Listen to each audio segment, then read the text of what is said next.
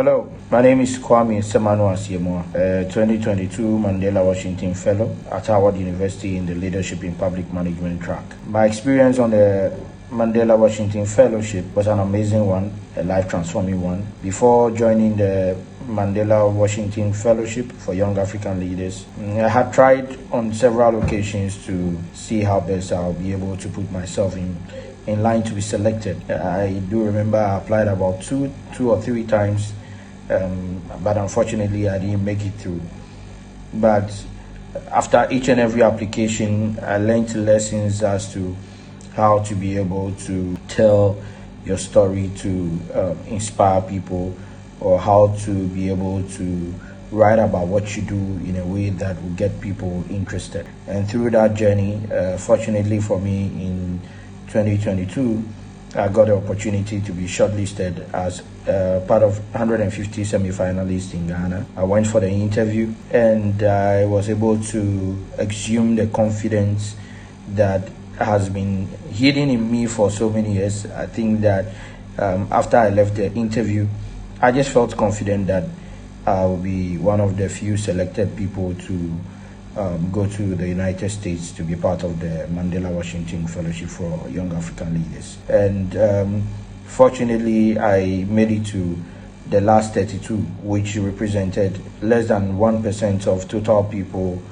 or total applicants that were selected to be a part of this life-transforming fellowship. Now, the anxiety after being selected, at a point I couldn't believe that I made it, but I just had to come to terms with the reality and prepare to spend 6 weeks in Washington, D.C. Fortunately for me too, I think I was the only Ghanaian that was at Howard University in Washington, D.C. and the experience in the capital compared to what I hear from other fellows is totally different. Within the fellowship, we learned a lot of things. The first thing that I actually learned when I got to Washington, D.C. at Howard University is how to be able to introduce yourself using what we call the elevator pitch. How to be able to meet somebody and tell the person in a space of 30 seconds what you do and who you are, and how that would help in forming collaborations or partnerships with other people.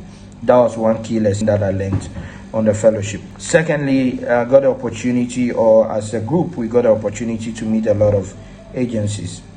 Most of the big agencies that have work in Africa and other parts of the world were in the capital, like the USAID, the USADF, and all other agencies that are interested in empowering the African continent. And through that, I've made very valuable connections that I believe I can use in supporting the growth of the young people in Ghana.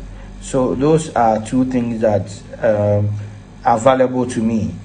Number one, how to be able to make myself relevant and introduce myself to potential partners, and also the opportunity to network with people and organizations that are interested in investing in the African continent and supporting youth-led solutions. Another thing was the environment at Howard University. Historically, Howard University is a black university, and it just felt like a community that stood for black lives and represented the African continent in the United States. And it felt like home, and the environment was conducive. The people were welcoming and warm, and gave me the opportunity to at least reduce how much I missed my country, Ghana.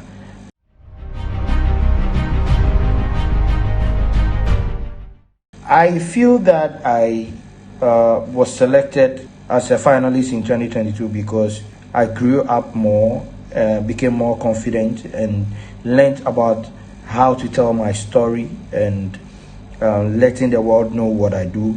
I'm a public health specialist, and for so many years I've been engaged in community outreach activities, public health campaigns, doing screening and helping communities transform their health and to help improve living standards in these communities. Aside that, I also work in youth empowerment and trying to fight for the rights of the young people to be a part of leadership and to create that environment for youth to be empowered and to reduce youth unemployment.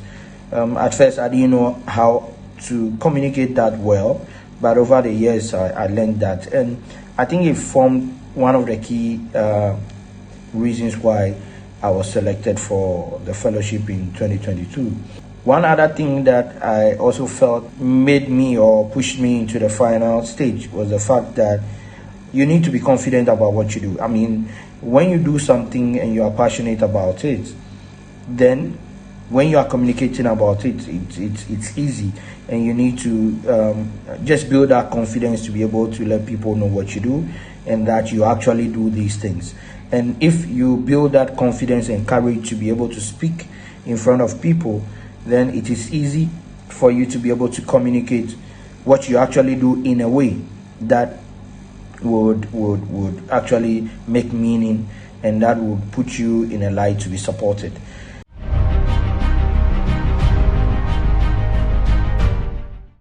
Just tell your story.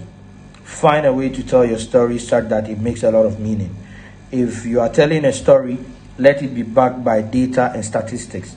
You need to let people know what you are doing and how it has impacted the lives of people in terms of absolute numbers.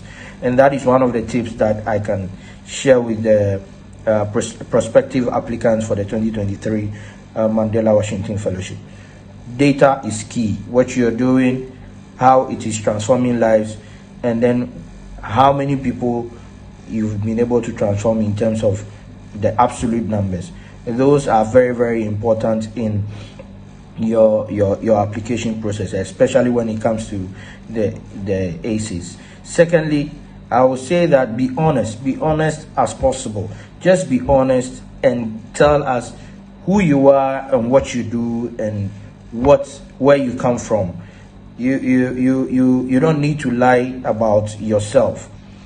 In terms of filling your document, make sure your data or your information is so accurate and can be compared to any national identification or documentation that you may provide in the later stages of the application process.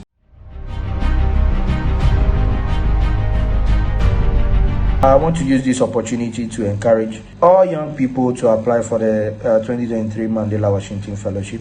We would be there to support you all the way, and let's create a group of dynamic young people to move the transformative agenda or transformation agenda of the African continent. We want leaders to come on board, and then we form a great network of transforming our continent. I wish you all the best to those who are interested in applying, and one way or the other we will be available to provide the needed support to you throughout the application process to the end. I wish you all the best and good luck.